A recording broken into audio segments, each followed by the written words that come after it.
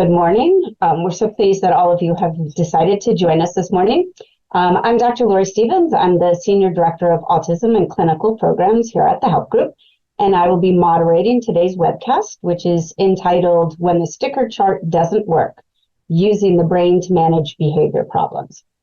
Since August of 2020, the Help Group has offered almost 30, this is our 29th webcast, that have covered a wide range of diverse and important topics pertaining to mental health, special education, gender identification, autism spectrum disorders, and more. You can find each one of those webcasts that we've already done, as well as a virtual open house about all of the Help Group schools at our website, which is www.thehelpgroup.org/webcasts. Webcasts with an S. So again, www.thehelpgroup.org/webcasts. For almost 50 years now, the Help Group has prided itself in creating new programs that are responsive to the emerging needs within the communities that we serve. In recent years alone, we have launched a new school for students with learning disabilities and/or autism who are interested in science, engineering, technology, and math, STEM. We've started a coaching program for young adults who need support and guidance to enter college or the workforce, our Advanced LA program. We've started a groundbreaking social support and mental health program for young people who identify as LGBTQIA+, our Kaleidoscope program. We've also started a prevention and aftercare program to address child maltreatment in the Los Angeles area, and an early identification program for adolescents and young adults experiencing concerning psychiatric symptoms. And this is as a means to prevent their escalation into a fully diagnosable disorder. In that same spirit of responsiveness, recognizing the increasing mental health needs in our community and the difficulties many people now are experiencing in accessing those needed services, the Help Group has recently opened the Lumina Counseling Center. Lumina offers health insurance funded and private pay, individual, group, couples, and family therapy to persons of all ages, in addition to providing psychoeducational evaluations and diagnostic assessments, primarily for autism spectrum disorders and ADHD and neurodivergence, kind of all levels. Our goal is that we're going to meet our clients where they're at, and we're going to build strong, trusting, and compassionate therapeutic alliances with those seeking our support.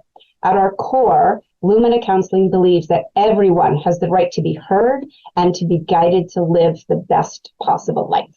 Now, a bit of housekeeping. During the presentation, you can use the chat function in order to ask any questions that you would like that Dr. Kretz be able to answer at the end of this talk. We're going to do our very best to reserve time at the end of this webcast to hold the Q&A section, and we will attempt to answer as many of the questions you have as time will allow. But from doing these webcasts for a while now, we know that we're probably not going to be able to get to all of the questions, but we're certainly going to do our best. Today's webcast will be covering the oft-asked question, what do you do when the sticker chart doesn't work anymore? How do you use brain and understanding brain development to help manage problem behaviors? In this presentation, parents, teachers, and therapists will learn strategies based on brain function and behavior that they'll be able to use in multiple settings to help manage behavioral challenges. So now let me introduce you to our speaker for today. Dr. Robert Kretz is a licensed psychologist and currently serves as the Director of Psychology Training here at the Help Group.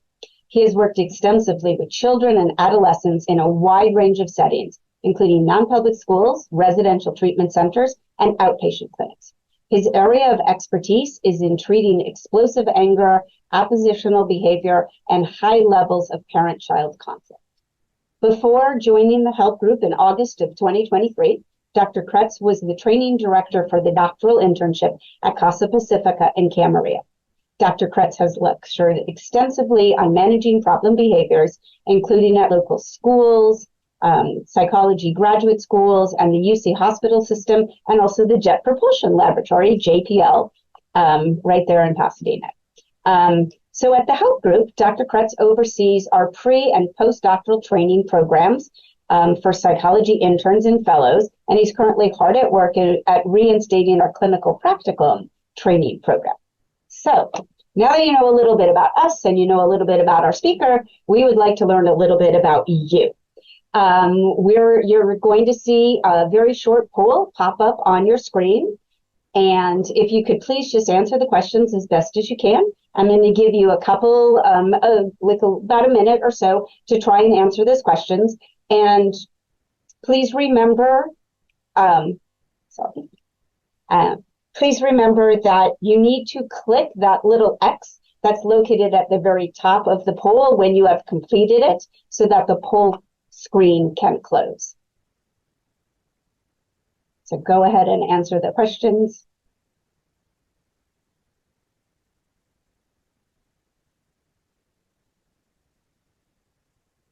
So unfortunately, I do not have access to the results. Laurie, would you like me to share a little bit with yeah, sure, if you don't mind. I'm sorry, it's not showing up. Yeah, no worries. So the first one is I have attended at least one of your previous webcasts. It's leaning towards about half and half, 40% yes, 60% no. So welcome to those who have never attended one of our webcasts.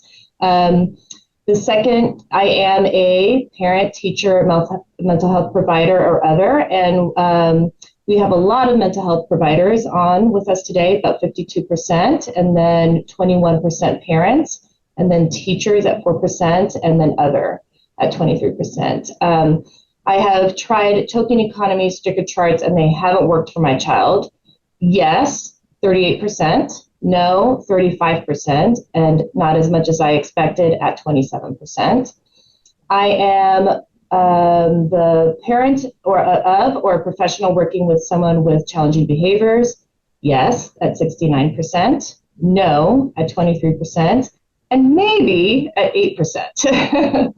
I am familiar with a variety of behavior intervention strategies to address problem behaviors. We have yes at 56%, somewhat at 29%, and ready to hear about them at 15%. Fantastic. Thank you so much. And thank you all for participating in our poll. Again, if you did not remember, please remember to click the X button so that your poll will go away. And I am now going to turn it over to Dr. Kretz to tell us what to do when our sticker chart no longer works. Dr. Kretz? Thank you, Dr. Stevens, and good morning, and welcome to everybody. So, Aldo, if you can go to the next. So I got very ambitious goals for today. We have about 40 minutes. So I'm going to go over the broad neuroanatomical processes of building skills and review positive reinforcement and its limitations, summarize a lot of brain science, but talking about how the different parts of the brain do different things and how they process differently.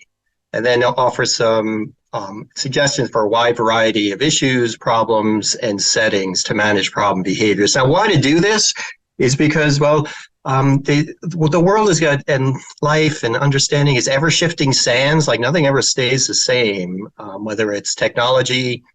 You buy an iPhone and immediately it starts losing memory or battery power.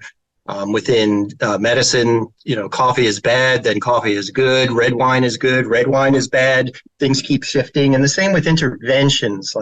And the one I'm going to focus on today is this sticker chart thing. It's about an intervention to try to change behavior.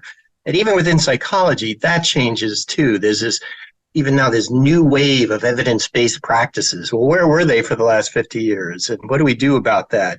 So in trying to find some kind of certainty in this world, in thinking about kids and managing problem behaviors, I decided to go with what is called first principles. What can we absolutely be sure of? And what we can be absolutely sure of, even as diagnoses change and interventions change and effectiveness change and the value of coffee changes, we can be sure that everybody's got a brain and everybody's got parents. So that's kind of starting with, so I'm offering you a template of going back to what you can be sure of when something isn't working in the moment, because it is going to be broad brushstrokes with this, because of the time limitation we have today, but then two, dealing with problem behaviors, they don't have time for a lot of thinking or looking up on Chat GPT, what do I do for this? Or looking at Wikipedia or trying to call up the clinician you're working with or your team working with. You got to do something as your child is spitting at you, scratching you, throwing a tantrum to get Lego in Target, or disrupting the class. There's no time for anything other than broad brushstrokes. So I think this will fit both with the time we have and the goals we're trying to reach. Okay, Aldo, if you can go next. So just basic neuroanatomy. The key thing with this is different parts of the brain do different things, and you can spot when they do different things, and they process information differently. But we have the very old brain, which is that cerebellum, that controls automatic functions, and you don't want to mess with that. That's your breathing and your heart rate. So we just assume that works for all of us. Then you have the limbic system. The limbic system is much more involved. We'll think of it as emotional intensity, especially is about survival. It's an older part of the brain. Think of us when we were running around in the savannas of Africa and still hadn't developed civilization and stuff. The limbic system drove behavior and guided us through times when we were really at risk as a species. And then your cerebral cortex is the top part of the brain, is everything that's developed over the last million years. And it is what's created civilization. It's created this webcast. It creates 401ks. And the key is different parts of the brain think differently. Brainstem doesn't think just is zeros and ones, heartbeat, go, breathe in and out. The limbic system is about survival. Is this good? Is it bad? And the cerebral cortex is where everything else happens and where sticker charts reside. Okay, can you go to the next one? Next. So what's the brain loop? So this is just a quick template about how we intervene in different areas of behavior. So something happens in your life, and then your limbic system gets activated with some response.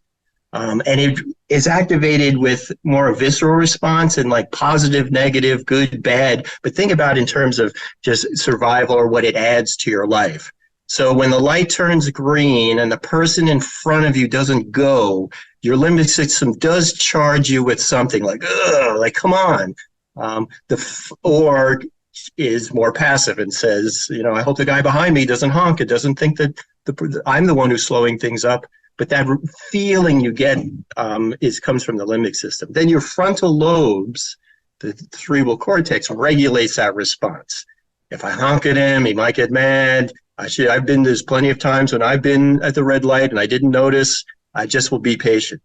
The problem with, and your frontal lobes develop in that kind of skill over time, and a child's frontal lobes are not up to as many tasks as we are as adults. And then the limbic system then floods the child with more frustration or anxiety, and you get a maladaptive response. On the externalizing side, a time to clean up your room. There's this thing like, oh, I hate that. And I hate that is the cortex, but the is from the body, from the limbic system. And then the child's frontal lobes, they're not at the part where you are sitting behind someone who's not moving on the green light that just says no and decides that it's true that what you're doing is wrong, and then has this maladaptive response like no. Or the other side, the anxious kid just becomes passive and withdrawn. So anyway, that's the loop for things. That's the kind of the tempo we have. You ask him to do something, you get this charge, the child's frontal lobes are up to regulating that charge, and then you get the maladaptive response. Next, Alden. A key thing is skills build up over time, that you have your brain, but in order to get good at things, you got to practice, and you definitely have to be exposed to experience for certain things. Like sight, if you're not exposed to light at a certain time, you're not going to be able to see. Secure attachment. There's a crucial time in the first 4 years of life where the quality of your connection with your parent will dictate how you're going to have relationships, or can dictate success and challenge areas in relationships later on. Language is one of the most obvious ones about experience-dependent skills developing. If you are not exposed to language by the age of 7 to 10, you're not going to talk after that. That you've got to be exposed. So that language is not an automatic skill. It depends on experience.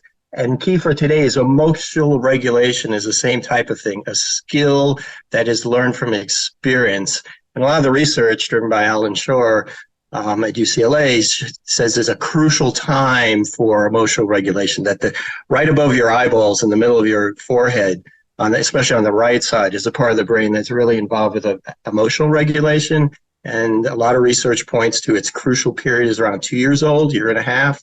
But then it's a lifelong challenge too, is to build that part of the brain, not physically, but functionally, that the skill develops based on the experience the child has. Okay, next. So this comes from Alan Shore's work too. If you look at those two lines, the two lines that are there, the band between those two lines is how much stress you can take. And most of us have a pretty broad band. The top line is when you're starting to get overwhelmed in the more externalizing, angry way. And when you have some kind of stressor that pushes you over that line, you blow up. And on the bottom end, it's stresses that start to lead to more internalizing behaviors or imploding. Think about anxiety and shame. And so when you go over that line, you implode and you withdraw. So the top part of the band is how much you can handle. Now the band expands as a child learns how to cope more. And the problem with kids with problem behaviors or explosive behaviors and the severe withdrawal, like anxiety and passivity and collapsing into tears, is the bandwidth they have is not developing normally over time. So most kids can handle a lot of stuff. I'm talking about kids who come to see you in therapy where that band is narrow for whatever reason. So the magic of parenting or making behavior change is as the child approaches the top part, this is what I'm starting to not be able to handle this and I'm starting to get pissed and I'm about to explode. How can your experience with them, your intervention with them, get them through that stressor? And then you've built up their resilience just a tiny bit more and that band expands high on the high end. So, and then on the bottom end, it's the kid who's withdrawn and won't talk. And how could you help them work through it so they get through a problem and then they expand just a little bit on the bottom end, that I can handle stuff that starts to make me feel depressed about myself. Okay, can you go next? So just quick, so one way to change behavior is through operant conditioning, which is what underlies sticker charts. And the idea is that a behavior is more likely to occur if it's followed by some desired or positive stimulus. And that's what a sticker chart is. Do this, you get something. Next, please. Yeah. So the sticker chart lists some desired behavior. You get a token for each time that it occurs, and that token is traded in for some reward, privilege, or gift. And the token is then desired or positive by association. So right away, a couple of problems with this is desired behaviors. Sometimes in your sticker charts, the desired behavior is just way too big. And I see it in the classroom where a child will get a sticker if they're good for that morning period, which is an hour and a half. That's just way too long. And then can you go to the next, Aldo? And the other thing is the task you want them to do, it's painful or else it wouldn't be on the sticker chart. They don't want to do it or they're not good at doing it, like not distracting the kid next to you. If you could control your ability to distract the kid next to you, you wouldn't need a sticker chart. So just by definition, the task you're asking them to do is difficult. And it's annoying, irritating, and painful in air quotes. Like just, I don't want to do it. And Anthony Robbins, who says a lot of stuff, but one thing he says is people do more to avoid pain than they will to gain pleasure. So you're balancing that token versus I hate doing this. If I don't do it, I feel so good. The heck with that token is something that gets in the way with this. So the avoidance of a task be much more rewarding. Next, please. And the other things is the real reinforcer is too far away from the behavior to be rewarding. So if you're good, if you get so many points during the day, when you get home, you get an hour of iPad time. That's just way too far in the future for kids who have these kind of issues. And then you habituate to rewards and you're having to either constantly increase the reward to have the token be more reinforcing. Next, please. So where's the next step is to do some kind of punishment, corporal punishment, not recommended and usually not used anymore, not so much anymore. But the idea is that you punish and then the child changes their behavior because they don't want to be punished anymore. And the removal of a privilege can be a punishment, is that it adds the aversive. I'm not going to get my iPad time. That is punishment. Next, please. And the problem with punishment is it usually doesn't get associated with, well, I guess I should have picked up my stuff and that's why I lost my iPad time, so I'll change next time. No, it usually gets associated with, you are mean. Why are you so bossy? I got the grumpiest mommy in the world. 6 and 5 now. I'm sorry? Okay, maybe that's a glitch. The other thing is that within the child, it gets, I'm going to get revenge, I'm going to get back at you, and you have these silent victories. You are not allowed to have dessert after dinner. They will wait till 2 a.m. They'll know you're asleep. They'll go down and raid the Twinkies, and they'll find a way to rearrange the Twinkies so it doesn't look like they've had one. And also, it weakens the stress zone that the child can tolerate because they're not learning to expand what they can tolerate. Next, please. And either way, the task isn't done. You're not pushing out the band of what they can tolerate. See, with the token, the signature works is if the child does the thing even though they don't want to. So they're on the line of, oh, I'm not going to do it, but the token gets them over that line. But for all these other reasons I just went through, they don't. Instead, they just get more angry at you and they start to narrow what they can handle. So you got this feedback loop of the next time's even worse.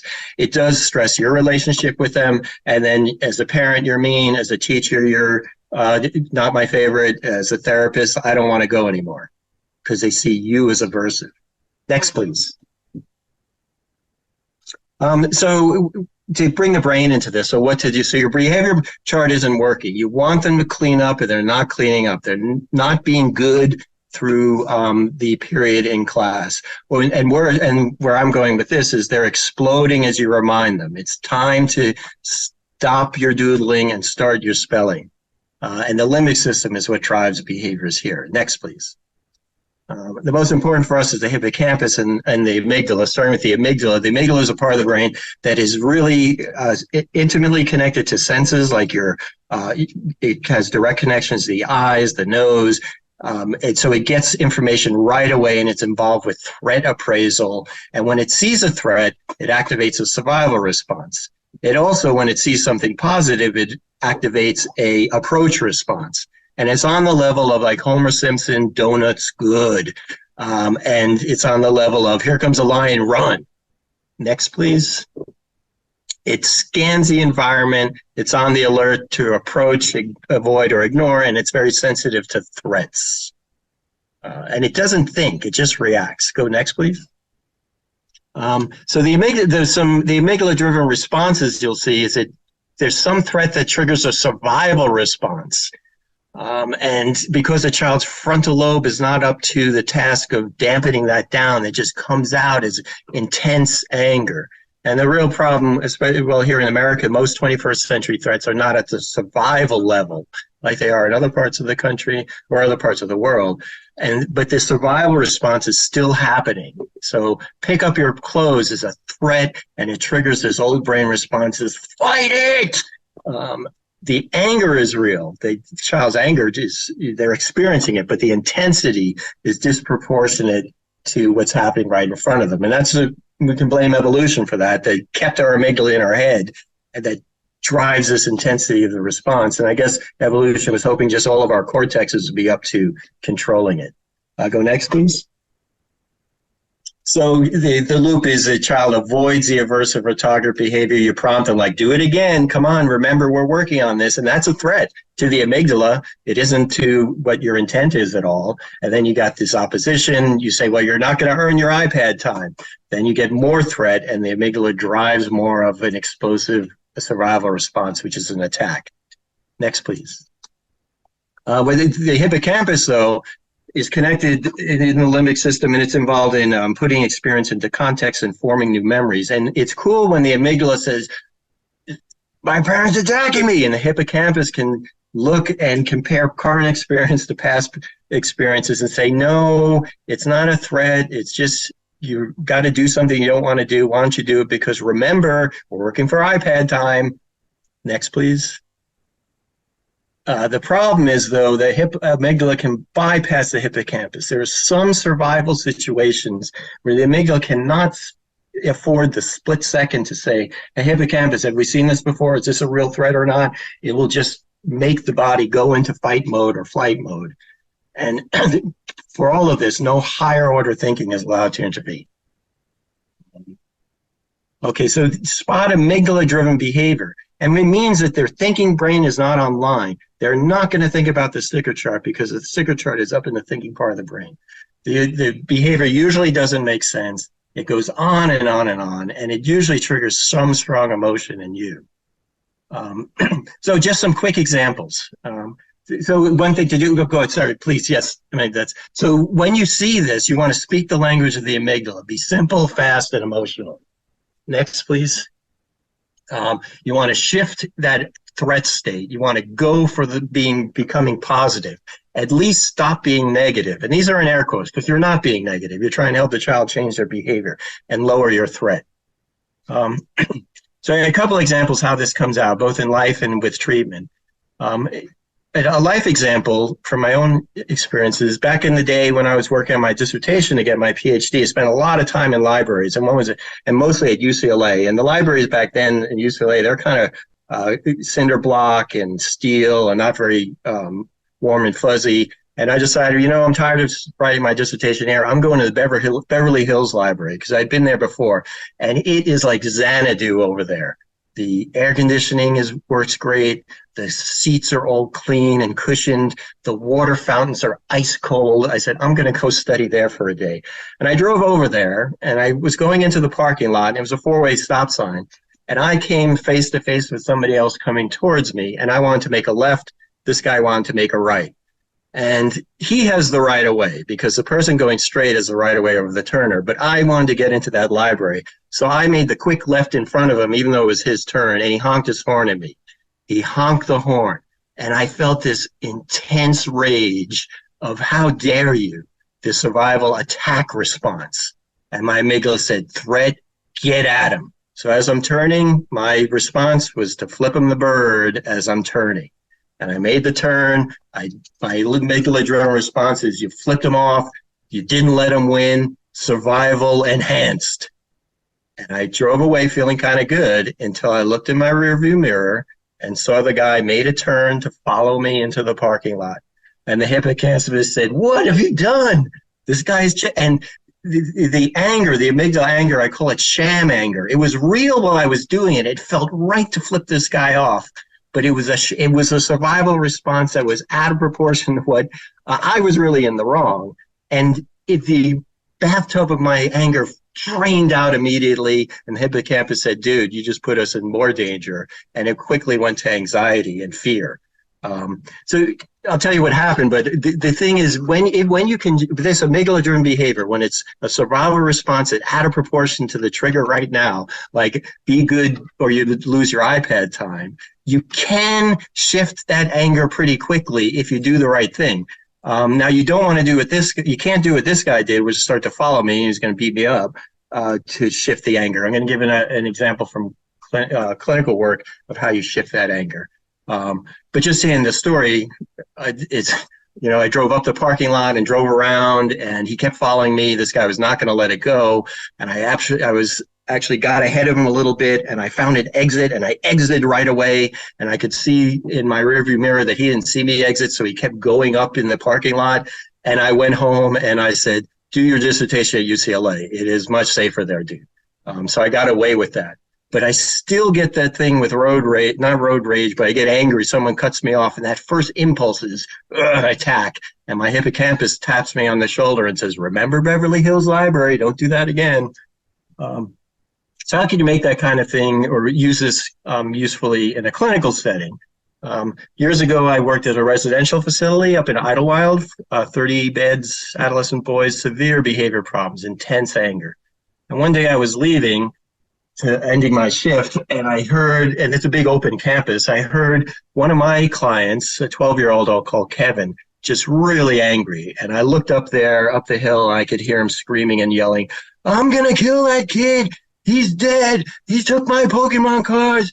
And he had a huge branch. He was in the forest, so he had a huge branch he was dragging behind him. And there were like 6 or 7 staff behind him, like, Kevin, don't do it. Remember your home pass. You're working on your home pass. You don't want a level drop. Don't kill him. It's not worth it. And he says, I don't care. I'm hitting that kid in the head. I'm getting back at him. And someone who was trailing him saw there was Rob, and they said, there's his therapist. Therapist, come over here. I went, and so I looked up, and I had a split second. I said, Kevin is out of control. He's over the line on the top end of that graph of explosive anger. He wants to split a kid's skull open over something like Pokemon cards. This is intense. It doesn't make sense. Everyone's talking to him from the left, from their cortex, saying, don't do it, don't do it, don't do it, and was just making things worse. So in a split second, I said, well, physician, heal thyself. Do what you say. Be simple, fast, emotional, lower the threat. Can you go to the next slide, Aldo? I think it's up. So I tried to put on the hippocampus hat, and the hippocampus, you can knock the amygdala off track. So I knew that Pokemon cards were going around the campus like wildfire, but so were certain snacks. Like every month it would be a different thing, hot Cheetos or hot Takis. This month it was beef jerky and cheese. So I just went sprinting across the quad, just shouting, Kevin, beef jerky and cheese, beef jerky and cheese. And he heard me, and I could see his hippocampus tapped him on the shoulder and said, beef jerky and cheese. And he looked up at me, and we had a good rapport and a good clinical relationship. His nickname for me was Darko, and he said, Darko? And I knew I had him. He was not in that rage state for a second. I said, Kevin, if you don't hit anybody tonight, I'll come in tomorrow and I'll take you to the general store and we'll get some beef jerky and cheese. And he said, you better write that down, Dorco, because you forget things. So I said, come to my office right now. We'll write it down. So we went to my office. We wrote down, Kevin will not threaten anybody tonight. And when Dorco comes to the campus tomorrow, he'll give him beef jerky and cheese. So I went home, and I expected to be paged. There were no iPhones there, but just to be paged, like, Rob, your system didn't work. He's going nuts. But that didn't happen. And I drove in the next morning, and he was standing in my parking lot saying, Darko, it's time for beef jerky and cheese. And so we went and did it. So what does that mean? It's not the be-all and end-all of things, but how I managed the explosive anger in the moment was, be simple, be direct, try to distract him. What it did was put out the fire for that day. It didn't solve all his problems. He had trauma and he was had psychiatric problems. There was a lot of work to do, but we got through that. And it's because it was driven by the amygdala. It wasn't really a problem of this kid stole my Pokemon cards. It was, I cannot regulate my explosive anger. Okay, next, please. The other way to think about how the brain works is the two sides of the brain of the cortex process information differently. And you've got a left hemisphere and right. Next, please. There's a left hemisphere and the right hemisphere, and both sides have all these. The temporal lobe is about auditory processing, roughly. The occipital is visual processing. The parietal lobe is more your body and space. And the frontal lobe is everything that's civilization. And the left side and the right side process information different. They solve problems differently. And sometimes a problem with sticker charts or just communicating with kid is they're thinking from one side of the brain and you're coming from them from the other side. So we're going to look at the two ways the two sides of the brain problem solve differently. Next, please. The left hemisphere, which generates language like I'm doing, which right now is grammatical language. There's a noun, a verb, a subject, and an object. That if you don't have a left hemisphere, you can't do what I'm doing now. You just can't speak that way. And this kind of, it definitely, you need to be exposed to that kind of language by 7 to 10 or it's not going to happen. And it usually emerges around ages 3 to 4. Now, 3 to 4, most kids are talking by a year and a half or 2. So we'll get to where that language comes from, but it doesn't come from the left hemisphere. And the key for us is it solves problems in this linear fashion. A plus B plus C equals D. So you need your left hemisphere to get through graduate school. You need your left hemisphere to plan out your day. You need your left hemisphere to plan for retirement. But not all problems lend themselves to that. And a sticker chart is this, A plus B plus C equals D. which is very logical. Control your anger, get a token equals reward. So it's the token economy, the sticker chart is a great intervention, but I think it's too heavily weighted for the left side. And go to the next, please. The right hemisphere does produce language. From ages 1 to 3, the child's talking is more generated from the right hemisphere, and it's not grammatical. It's that kind of baby talk, or just that you make fun of when your daughter brings her first boyfriend home and you want to tell an embarrassing story. You talk about silly things they said when they were 2 years old. If you were to lose your left hemisphere, you could still talk now, but it's usually more clipped or emotional language like cursing, singing, or using cliches. And the right hemisphere infuses language with affect. So, my left hemisphere says beef jerky and cheese, and my right hemisphere goes, ah! So you put those two together and you get beef jerky and cheese.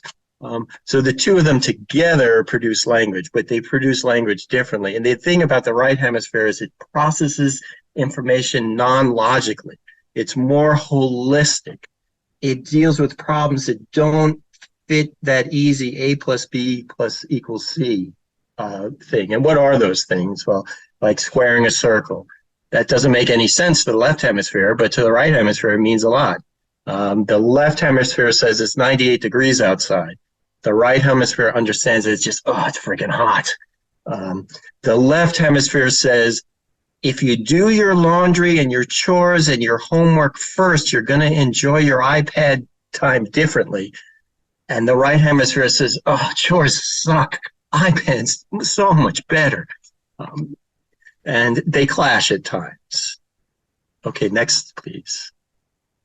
A cool thing, though, you can spot when this is happening at different ages. From ages 1 to 3, the right hemisphere is problem solving and talking more than the left. Ages 3 to 6, you've got the left more than the right. 7 on, it's right more than the left, and 12 on, it's left. So a key with this is if you have a 3-year-old, you want to come at them with a right hemisphere. You don't want to explain too much in a logical sense, because you're just like nails on a chalkboard.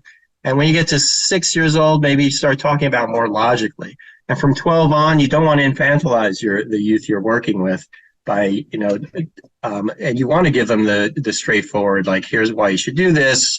It's going to help you later when you get out of middle school and that sort of thing. What I think happens is not just that this changes with ages, but you can have a 12-year-old who will feel overwhelmed and start to sink backwards and think more like a 7-year-old, meaning their right hemisphere takes over more than their left hemisphere. And the left hemisphere is super logical, the right is not. Just, one thing to think about too is that 7 to 11, the right hemisphere, in their world, Santa is real in the right hemisphere's sense. Oh, spoiler alert. And then when do you see that kids start doubting Santa? It really is like 4th, 5th grade on, that 12 years on. And then, a child sees little lights in the bushes at 7 years old. Those really could be fairies, but at 12-year-old, they're fireflies.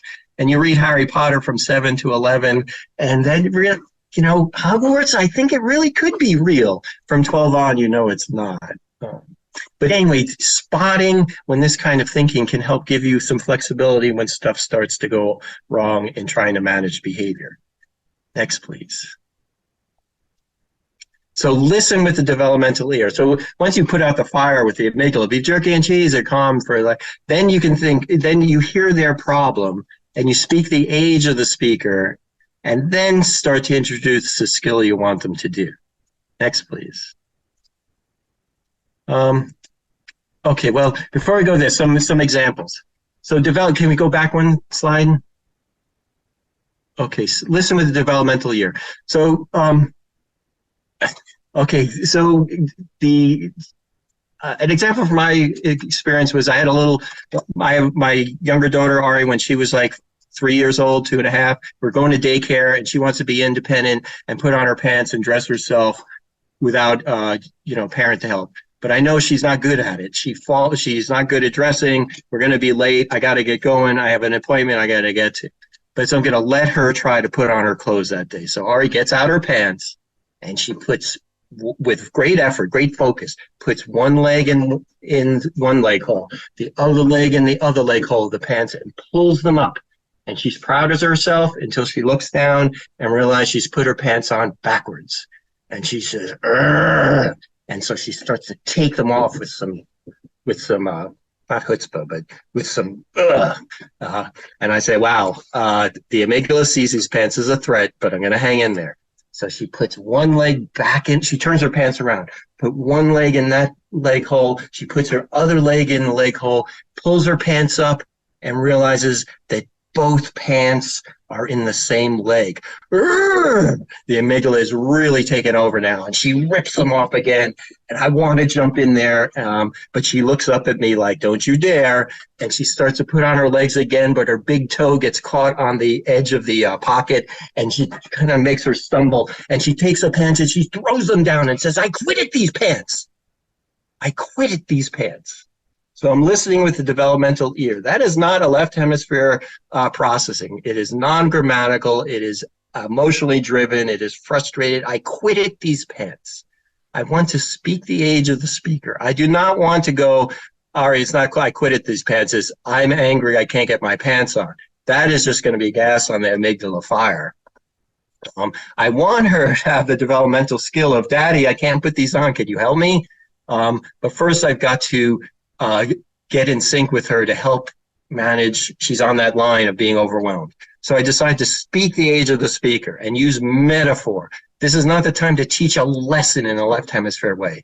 So I said, "Ari, let me see these pants." And I pick up the pants and say, "Ari, these bad pants. You're making Ari mad." And Ari starts to giggle a little. And I said, "Pants, you got to let me put these on so you stop making Ari mad." And then she laughs a little more. And then I open up the hole of the pants. And, "Ari, the pants are trying to get me. They're trying to eat me." And she says, Daddy, pants can't eat you. It's okay." And then so I open up the pants and say, "Okay, Ari, I'll hold them still. You put it in there and we'll beat these pants." And she puts in one leg. She puts in the other leg. We pull up the band. We clip them and we go off and have a good day. Or at least we get to the daycare on time. Another example from therapy, I worked with a 12-year-old girl, and she had done something out of character. And so we did therapy about how she could spot. She got her manipulated into doing something that really was not good and got in a lot of trouble. And after 6 sessions or whatever, we have a family session. And the dad says to the girl, "Now, young lady, you've been seeing Dr. Kretz for a little while. How much longer do you think you're going to see him?" And she pauses and she says, "Well, Dad, seeing Dr. Kretz is like a flower opening, and most of the petals are open, but there's 3 more petals to go." I was touched by this. I said, wow. And I'm thinking, this is a right hemisphere language right now. It's using metaphor. It's saying the therapy is like a flower, and the petals are starting to open. I said, how cool. She really described things well. And the father looked up at her and says, "Oh, so 3 more sessions?" And I said to myself, dude, no, she's not saying 3 more sessions. And she said that. "No, Dad, it's not 3 more sessions." He goes, "Well, that's what you said." And she said, "No, I didn't. I said it's like 3 petals." "Well, 3 is 3. "Well, that's not what I meant." And then the dad said something like, "Well, say what you mean and mean what you say." And she just went, oh. Now, is that a complete disaster? No. But he wasn't listening with the developmental ear or listening to the right hemisphere. He was listening from the left. And he was saying, "Well, I need to know because we have a copay, we have insurance, and I got to make sure that I have enough in the thing. And so I need to know how many sessions." What is the challenge here is that his daughter says to herself, "I can't tell him anything." And then she doesn't. And their relationship is strained, and she won't talk to me. So I jump in and said, "Dude, you're being analog. She's analog, and you're digital. You're zeros and ones." And she's saying, and he didn't get that. And I said, what she's actually saying is therapy's almost done. We're almost there. And I think he said, "Well, why didn't she say that?" All right. Maybe we'll have a session just with parents and we can talk about it.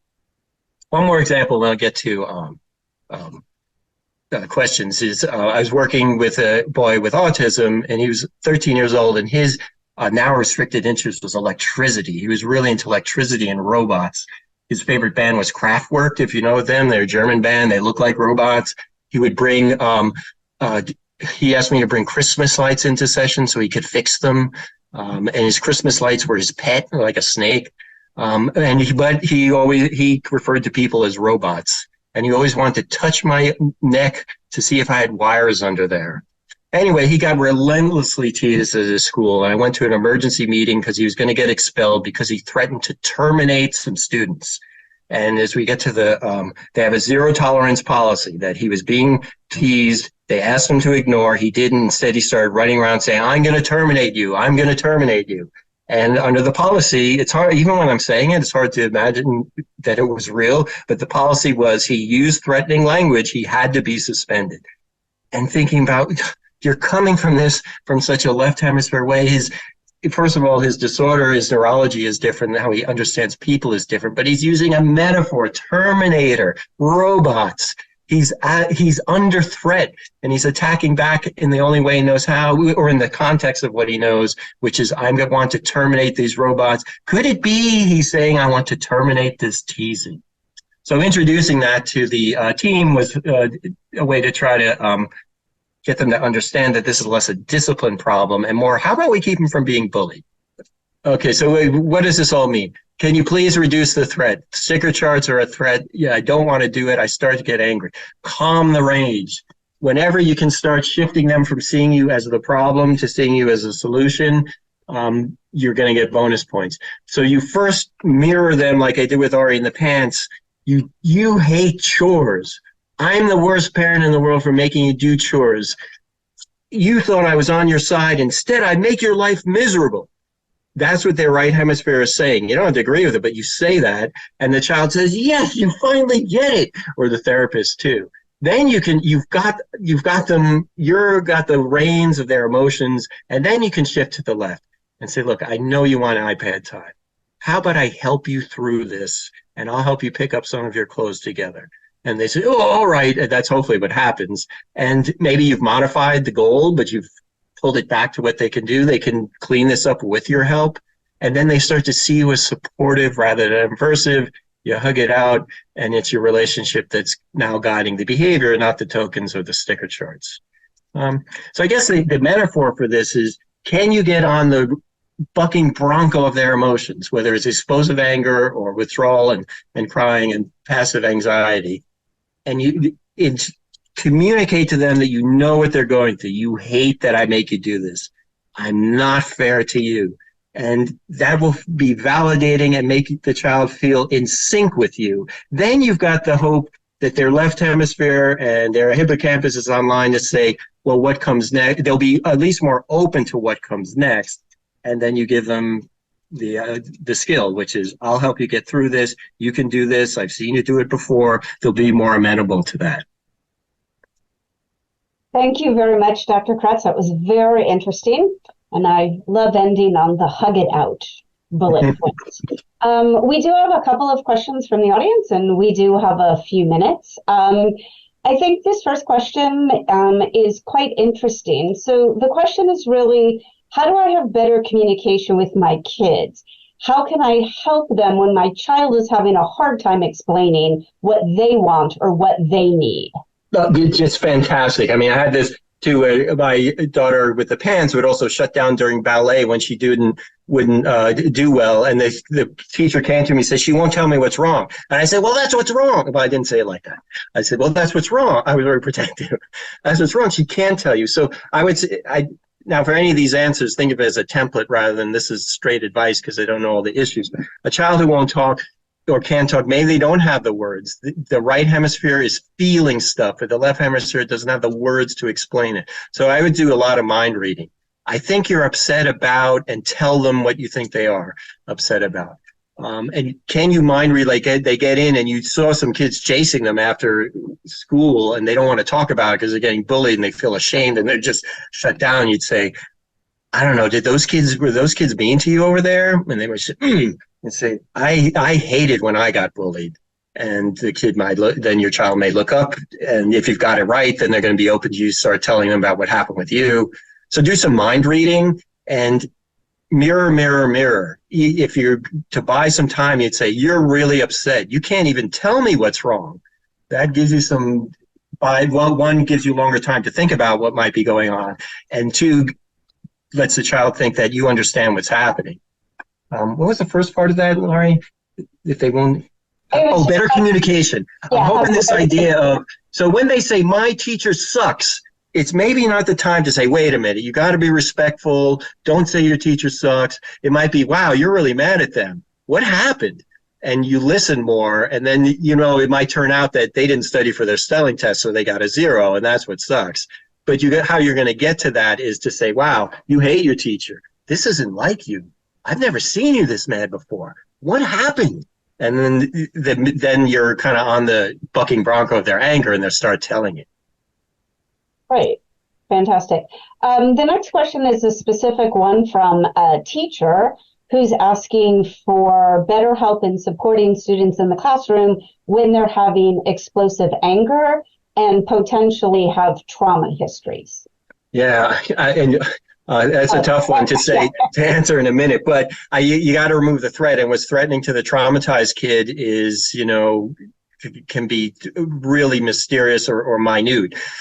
So if you have the resources, can you designate someone to take the child away from whatever has triggered them? And there may not be any spelling tests that week, but you go to where I worked in Camarillo, we had a sensory de-escalation room, or you walk the quad. So you got to remove them from their threat.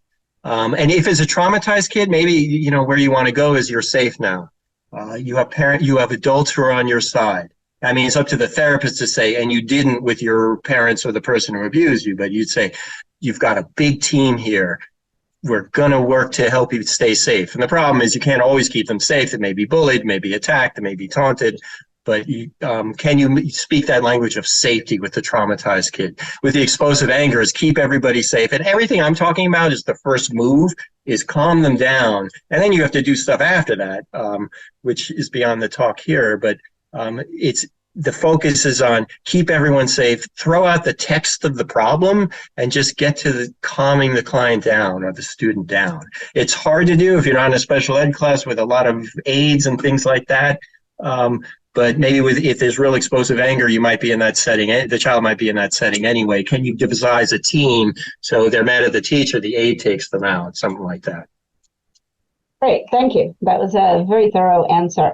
Our last question is, can you provide any specific modifications that can be made to reward charts or sticker charts to support the types of challenging behaviors you've been talking about?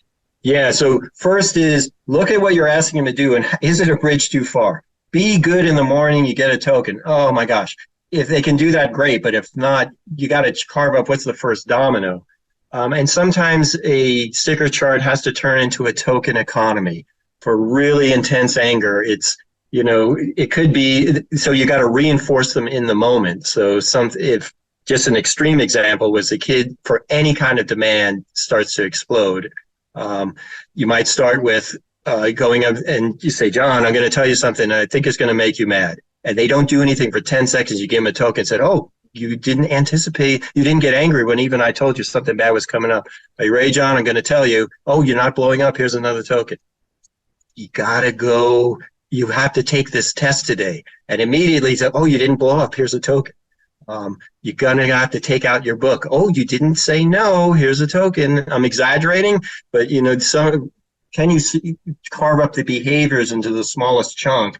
And with explosive anger too, if they start to get angry, you say, you're angry, but you're not threatening me. And so looking for how you've got to hone down the problem behavior. And is it really not appropriate for a sticker chart? It needs that token economy where you have that ability to reinforce second by second.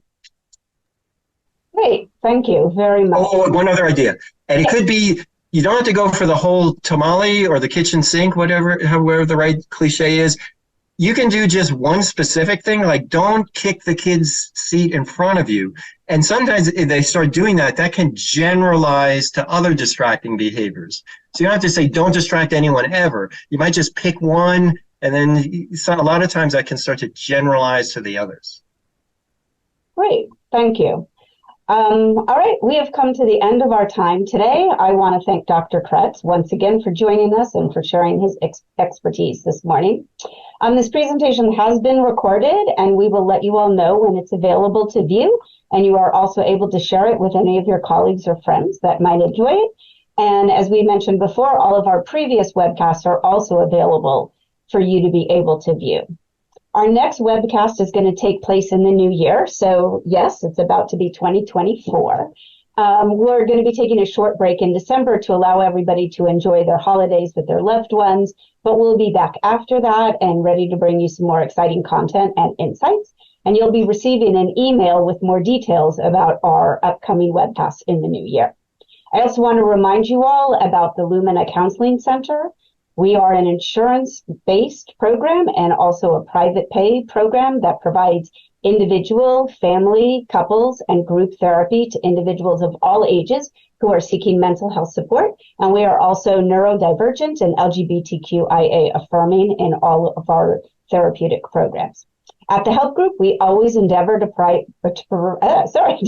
you with the best education to our students and to impart what we have learned about best practices to parents, to other schools, and to others in the community. If you would like to learn any more about our schools or our programs, you may go to our website at www.thehelpgroup.org. You can also email our admissions department at admissions@thehelpgroup, again, all one word, .org, or you can give us a call at 877-943-5747. Thank you so much for joining us today. We appreciate you choosing to spend your valuable time with us. We here at the Help Group are here for you when you need us. Have a great rest of your day, and we hope to see you again soon. Bye.